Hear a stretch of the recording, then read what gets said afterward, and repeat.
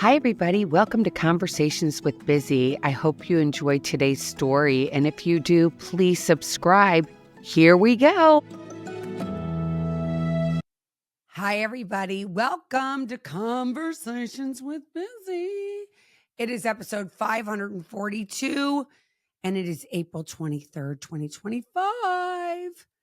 And the Pope died 2 days ago. Wow. So much to unpack with this that I thought, you know what? I'm going to start about my journey back to the church and where I am today and what it means to me about the Pope and what's transpired and my opinions going forward. So I think it's been so interesting, my pathway back to the Catholic Church. In fact, it's kind of, I don't know, it's crazy. So, as you guys know, if you're longtime listeners, I hope this isn't going to bore you, but I hope that I'm going to have more substance for maybe questions you might have about who I am and where my journey is taking me, which I don't even really know because we're just in today, but where I'm hoping it's going to take me. So, I was raised Roman Catholic. Went to Catholic, school until I think fourth grade. And then I switched to a public school and we went to a Catholic church down the street from my house in St. Louis, Annunciata. And God, I still remember his father. No, that was anyway. I went to church there and I remember going to Sunday school and I remember getting my first Holy Communion. I remember getting confirmed. And I remember when my parents' divorce happened. And everything in my life really pretty much changed at the age of 15 or 16.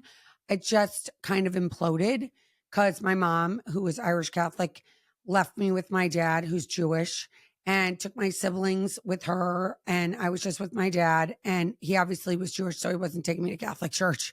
And, but I remember always having a relationship with God. Like I've never been agnostic. I've never been atheist. I've never been any of those things. I've always known that there's a God. And I don't know why. And I never was mad at God for my parents' like tumultuous divorce, which was insane to live through as a child. But and how orthodox my family was in terms of like how I was raised, in that it wasn't like, oh my gosh, we love everybody and we're so happy and all this. It was like very tumultuous, very a lot of partying, a lot of that, but not a lot of like family. We would go to seeing my relatives in Philadelphia once a year, but again, that always left with some sort of drama. That always was my fault that the drama happened, which I didn't even understand, and which probably screwed me up from the beginning. just to be serious, just to be honest. And so all these things transpired when I was younger. And I didn't hate God. I never thought, oh my gosh, God's so bad. Why did he give me these parents? I just thought, oh my gosh, why don't they just kill each other? Which I wish they had. Then they didn't. And now my mom's gone. My dad's still living. But I was always, in the middle. And I put myself there, I think, because I wanted to make everybody happy, people pleasing. I didn't want the fighting. It was too much. It was too loud. So when it became 15, 16, I kind of checked out. I started drinking more often, getting involved with boys and doing that sort of thing. And it wasn't until literally my sobriety. So from 13 to 37, I was a wild woman, had no idea. Like I'd go to church when I had to. And I got married in the Catholic Church because it was so important to my mother. And I did that. And then I baptized all three of my children because in the Catholic Church, because it was so important to my mother. And I didn't see anything wrong with it. I was like, well, whatever. My mom and my kid's dad didn't care. He was like, all right, whatever you want to do, it's fine with me. And so we did that and we went to church. I would say maybe we were the people that went like Christmas, Easter, those big holidays, but it wasn't something we did very often. It was just like when it was a big holiday. And, socially. That's like what was acceptable. And my kids played a lot of sports when they were younger. So I remember that on Sundays, you always had to go to t-ball or soccer or all those things that took precedence than actual church. So knowing that and looking back on that, like that was where I was in my life, right? I was doing all these things that I felt like I had to do, which was raising my kids and taking them to their sporting events. And I remember when I was going through my divorce and I'm like, what are we going to do? And I had another blow up with my mother. I'd had many blow ups in my life with my mother. And one was very tumultuous at the end of my marriage. It was really bad. Didn't speak to her for almost 10 years and maybe even longer. But during that time, I remember that I took my kids from the Catholic Church and I went to the Episcopal Church. Okay. So I go to the Episcopal Church, very warm, very welcoming, so wonderful. Father Reverend Frank Allen was the minister at St. David's, where I went to church for a long time, again, over a decade there. And there I found, again, a love of God. I got really involved in the church. It was wonderful. My kids were got confirmed there. I was a confirmand, so I took kids around, especially my oldest son's group class of kids that were getting confirmed. I got very involved with that. I was actually, I was somebody else's mentor that went on in the Episcopal Church. And I'm still to this day so grateful for that. So I had all these opportunities in the Episcopal Church. So fast forward, I moved to Florida about 6 years ago. Get to Florida, do not find an Episcopal church I like. Okay. So I do not like the ones that I went to Fort Lauderdale, Amelia Island. No. Did not find the love, did not find the kindness that I had found in Philadelphia where I was. And so I get to Delray 2 years ago. I start going to St. Vincent's every once in a while. Then I check out other Episcopal churches in the interim. And fast forward, I go to Medjugorje a year ago. And again, I had my yoga stuff and my crystals and all that, and never had one of these. It's a rosary. If you're not watching me on YouTube, I'm holding a rosary that I got from my friends. It was a gift. And I didn't even have a rosary. And I was given a rosary by not this one, a different one from my friend, Holly. She gave me a different one. And then my friend, Maureen and Alfred gave me this one that I carry still to this day. And then I have a bunch of them all over but what has transpired in that year and where we are today and the Pope dying and where I am with all that. So when I went to Medjugorje and I was carrying, Holly gave me a rosary and I was carrying that. Now, what that meant to me and what its significance wasn't really, it was still, I'm going to say I have processing disorders. If I were a little kid, maybe they'd take me and test me and say, she's got processing disorder and she's got severe ADHD, which I do have, which I've never been medicated for. But all that makes this brain kind of crazy, right? So it's got a crazy brain. I don't even understand what's going on. So here we are a year later and things have been seeping in, right? So being on the bus when I was on my pilgrimage and everybody doing the rosary was very comforting to me. Something came over me that I hadn't felt ever really. And I'd been searching for, which was this sense of peace and serenity. They talked about it all the time in my 12-step meetings, but I never really got it till I truly came back to the Catholic Church. So here we are. And I have a phone call ringing and I've got to decline it because I don't want to have that while I'm doing this. So anyway,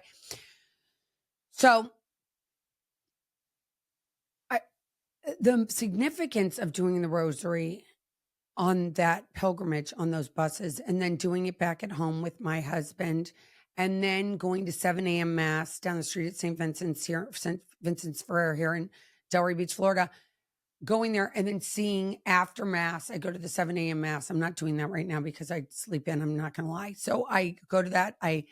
But I did right when I got back from Medjugorje, go to mass every morning at 7 a.m. And there would be people on the side that would be doing the rosary. And again, it gave me this significance, this feeling of like, okay, I am definitely not alone. None of us are. There is a God and there is a Blessed Mother. And my way of getting to them is through this rosary. And I feel calm when I do this. I feel serene when I do this. It is my tool in my toolbox. that I go to when I feel out of control, when I feel like completely powerless. And there's so many things we're all powerless over.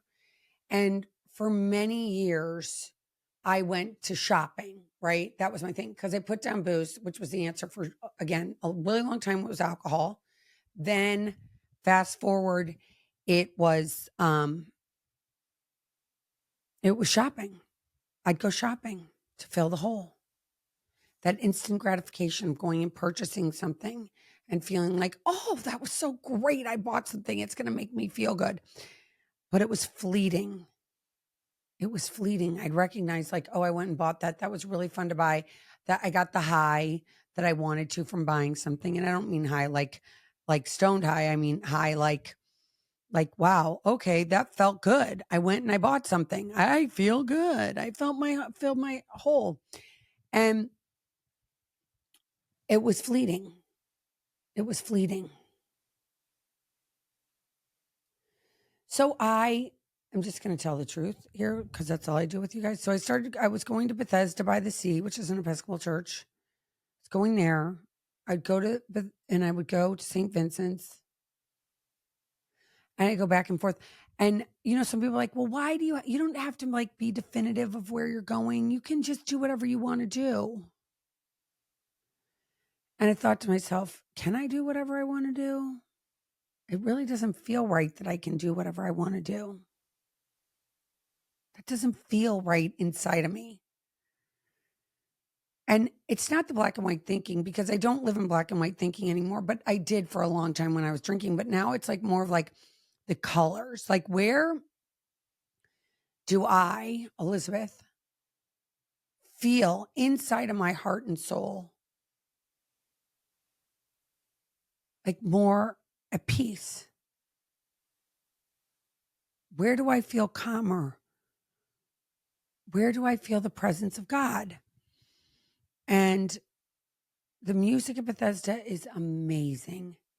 And some of the homilies, amazing. But when I walk into St. Vincent's, it's a different feeling. It might not be as showy and as many beautiful flowers and fancy things given out to people who are at the first time at the church. None of those things happen at St. Vincent's. But I see families like I did in Medjugorje. I see families. I see babies. I see young people. I see the cross section of the world, which is what I see when I go to a 12-step meeting. It is where I think I was supposed to go, where I'm supposed to be. And getting here has been obviously convoluted, and there's been so many ups and downs and so many different things that I've felt and things that have shown up that have been like, well, no, you shouldn't do this. And I'm like, okay. And something would be said or some person wouldn't be that nice. Because let's face it, they're not that welcoming like they are at the Episcopal Church. You go to the Episcopal Church and they're like, oh, we're so happy you're here. Da, da, da, da, da, da. And if you go to like a different kind of Christian church, again, they got the band and they've got the smoke and they got all this stuff, which is all great if that's what you're into. But for me, again, I was raised Roman Catholic. So to me, home feels like where, it just feels like the kneeling, the standing up, the kneeling, the standing up, the getting communion every Sunday. That feels homey to me. It feels comfortable to me. I love that I can go to confession. And I love the rituals of the Catholic Church. So where I am today is like, I'm going back to the Catholic Church full board. And it's so funny because for so long, nobody was like, of course, because I got to own this myself, you guys. I did not go and put myself and say hi to every person when I walked into either of the churches. I said hello, but not everybody. And I am now starting to get to know people at St. Vincent's. And it's so nice because I see people, I know people, I know my priest, I know the nuns, I know a couple of priests actually. I know some of the people that work in the office. I know some members. And I actually started a 12-step meeting there on Monday nights at 7 p.m. That's amazing. Last week we had 8 people. 2 days ago. We know I'm recording this on Tuesday, by the way, not Wednesday. But on Monday, I had 23 people at this meeting. And the week before we had 8. It's just crazy. And knowing that everything is feeling so, it's lighter. Does that make sense? Like, I feel like for me as a human being, I complicate this, out of everything. I can make something so minuscule into something so big. Can you do that? It's like General Hospital. I swear, I think it's because in my youth, all I did is watch General Hospital and all my children. So when I did that, I was like, oh my gosh, my life's a soap opera. It has to be on fire. It has to have all this drama all the time. And the reality is it doesn't. That is not going to bring me joy. No, it's going to make me crazy. It's going to make me crazy. I want more calm because in the quiet, I can hear God. And when I'm moving all the time, I can't. So I'm sharing that it is so much easier to go back, and it might not be as friendly as I said. I mean, it is friendly. They're nice and everything, but I have to put it in there too. I have to put my part in. I have to reach my hand out. I have to say hi. I don't need to be shy. I can go and I can volunteer. I can help. It has been so rewarding just to be back. I feel lighter. I don't regret what I did because I think that all of us walking through life, if you're a seeker like I am, we do many things that are different, right? We go down many different pathways that are different and we go check different things out. And because we have brains, we go and we look at these different things and we take our time to visit and check it out. And sometimes we stay for a long time, maybe a year, 2 years, maybe 5 years, maybe 10 years, or maybe you stay for one time and you go and you don't like it. So I've done these things, these different things, and they've all led me back. Isn't it crazy? It's a circle, but I'm so excited because I learned so many things. And I can tell you that if you're out there and you've been Catholic and you're no longer Catholic and you want to go back, it's so easy. All you have to do is go. It's not that complicated. You don't have to go and stand on a rooftop and scream to everybody in the world that you're going back. You just go. Okay? You do you. You go back and you portray what you want to portray to your family and friends. If they need to know you're going, they can go. But if you it's all about you. At the end of the day, we come into this world alone and we leave this world alone. And if you want to go back to the Catholic Church, go back. If you want to go back and see if you really like it and try it out, go right ahead. They're open. The doors are open. Go check it out. If you haven't been to confession and you're like, I'm dying to go to confession, but I'm too scared. I tell people, go find a Catholic church. You might not know anybody. I mean, in my church, they still have the door that you close with the screen and the priest doesn't know who you are that's sitting on the other side, which is kind of nice. And you still have that anonymous part, right? They don't know who's sitting behind there. So you can speak freely. But if you don't feel comfortable going to your church, go to a different Catholic church and go to confession. I swear I was so nervous to do it. And this young girl, Stefina, helped me. And she held my hand because I was scared. What was I scared of? I have no idea. But I was. I'm human. Hadn't been there in a long time. Thought, am I going to catch on fire? I did not catch on fire, and neither did the church. But, going and walking through this, we're living in a society that is so, in some ways, insane. And why I say this is I'm going to tell you about my Saturday, this past Saturday, the Saturday before Easter. I knew I wanted to get some things from my local farmer's market. We have a local farmer's market right down the street from my house. It's every Saturday, and there's vendors from all over the place. And I'm sitting here and I'm watching. I'm like paying attention of what's going on. I mean, JF and I are walking around looking at all this stuff. And we see this CMOS, this booth for CMOS. And it promises to do so many things for you. It's going to change everything in your life, right? You're going to sleep. Your menopause symptoms are going to go away. You're not going to have wrinkles anymore. You're going to look like you did when you were a little kid. You're going to sleep like everything's amazing. Like, it's going to be magic. And I'm like, okay. And I'm looking at it and I'm like, that looks interesting. So a woman walks up. No, was standing there when I got there. And she's got her hair and she's got her, everything's made up, her lips, the whole, everything. And so I say to her, she's like, I'm going to take two. Can I get two things of this? And I said, oh, wow, you're buying two of them. What does this sea moss do for you? And she said, well, I mix it with my green stuff. Okay, you mix it with your green stuff. What does it do for you? Well, I sometimes just have a teaspoon of it by itself. Okay. What does it do for you? Well, I just like it in the morning when I have it with my smoothie. It's just so great after I put it in with my smoothie. So no answer. Okay. She's spending all this money on this stuff that she doesn't even know why it works or why it doesn't work and what it does for her. But she's going to spend a ton of money because, it promises to do this stuff, but she doesn't know if it does anything. But she's going to continue doing it because it was expensive. Can you relate to that? Getting something or doing something because everybody else is doing it and it's expensive, so it definitely works.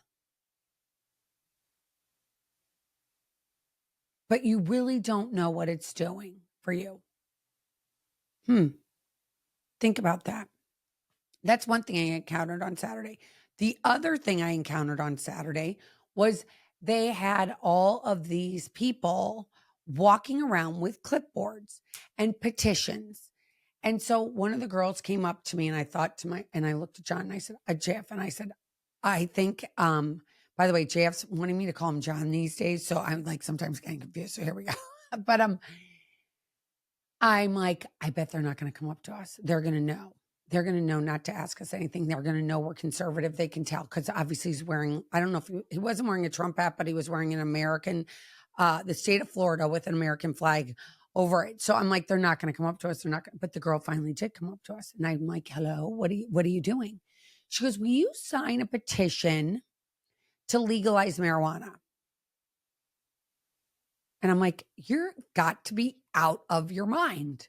Why would you want for us to sign this petition? She goes, well, it'd be so good. Then you can just you can go buy your weed legally at the dispensary and it'd be so much easier and it's so great. Okay, we can make more money in our society. I'm like, are you talking about making people stupider? Is that what you wanted to talking about to me? You're telling me you want to make me sign a petition that I'm going to support people getting dumb? Really? You want me to do that? I'm not doing it. That's the craziest thing, you guys. The reality is society wants to make us dumb. They do. Keep getting drunk, keep smoking some weed, keep doing that. Go get your legalized gummies. Go pick up some pills. Those are going to be good for you too. Give yourself some drugs. It's all good. It's all good. Stay high, stay drunk, stay on pills. It's all good. It's all good. It's all good. Don't go figure out what's wrong with you. Don't go find God. Go pick up a pill. Go pick up some grass. Go take something. Go change your brain chemistry. You're not perfect the way God made you. That's what they're telling you. No, you've got something wrong with you. That's absolute total bullshit. And if you want to buy it, you can. But I'm telling you right now, it's bullshit. So here we are, and we are going to get a new pope. And I don't understand any of it really. I have to be honest. I know that this last pope, Francis, God bless his soul, was a little more leaning left. We all know that. He thought it was okay that it was transgender celebration on Easter Sunday last year. He thought that was okay. Abortion's okay. Same-sex marriage okay. All that stuff's okay. It's all okay. It's all okay. He didn't think there was a problem with it. Now that's confusing for us Catholic people and for us people that were raised thinking a certain way. But now because we've watered it down with all these other religions, where does that leave us? Where does that leave us? Confusion. Are we going through global warming? Is there climate control problems? What are we doing about that? These are all controversial issues. And I just want to know, Like, I think that if we stay awake and we don't dumb down our brains with drugs and weed and booze, then we have the ability to use our brains. And then we have the ability to make a choice because we're thinking and we're seeing and we're really seeing. We're not seeing what they want us to see so much, but we're seeing what we need to see because we're opening our eyes, we're opening our ears. We're not staying in a pure, total sense of like, "Duh, give me another pill, give me some more weed. I can't have these feelings." No, feelings aren't facts. They're constantly moving, by the way. It's like water or electricity. Feelings are not facts, you guys. Getting the facts, figuring out, because you take the time yourself, and maybe you don't just look at stuff that's geared towards the political people that you look at. And I doubt there's probably many blue people listening to this, but if you are, maybe read some red stuff, some conservative stuff. And if you're conservative, you got to look at some of the Democratic stuff just so you can maybe shake your head and go, no. And the people that are on the left can look at our stuff on the right and go, no. But there has to be a little bit of give and take in the middle and looking at it and going, okay, what is true and what isn't true? So if you talk to somebody that's older, they always have a history to share with you. They'll tell you, oh my gosh, I remember when it got this hot in 19, da, da, da, da, and I remember when it was this bad. I remember when it got this cold and dun, dun, dun, dun, dun, dun, dun. And so you know that what they're feeding you is not really true. I'm not a scientist and I'm not going to claim to be a specialist on any of these topics because I am not. I'm just here to share with you my thoughts on these things. And just that the more I open my ears and open my eyes, I'm learning so much. And my goals moving forward are educating people and teaching them what's really going on. Like I went to the Independent Women's Forum this past week in Singer Island, and it was all day. And it was so informative. And I learned so much and things that I didn't know. I sat right front in the front center of this banquet hall and I listened to people talk about things that I had no idea about, like what's going on actually in the world and what is going on with boys and girls sports and how important God was to most of the people that were speaking. They talked about God. Can you imagine that? And it is confusing times. And so much is changing all the time. And I just want you to know that if you want to make a change, you can make that change. That if what you've been doing isn't filling what you want to fill in your heart and your soul, walk into a church that maybe you haven't walked into before. Go seek. Go seek. Get to a place of forgiveness. Get to a place where you are loving and kind and not so angry. A lot of people are angry these days. And to me, anger is fear sideways. So what are you scared of? What is it you're truly scared of? Identifying that either on your own accord, going and talking to someone. I'm coaching again, by the way. So if you need any help getting there, I can help you. Reach out to me. All my information you'll find beneath here in the description. And knowing that you are not a sheep. In fact, you are perfect the exact way you are. And you can change. And you can too get to a place of forgiveness. And you can get to a place where you actually have a reason for thinking the way you're thinking and have reason why you're thinking that way. So when someone says to you, why are you buying this certain thing? You can answer with complete clarity. That's my goal, is to bring you guys some clarity on what's going on. I am looking for a priest right now. So if you know of one that might want to come on my show, I'd love to have him and have him come and talk about what just happened with the Pope and what we can expect the next 9 days and what that means.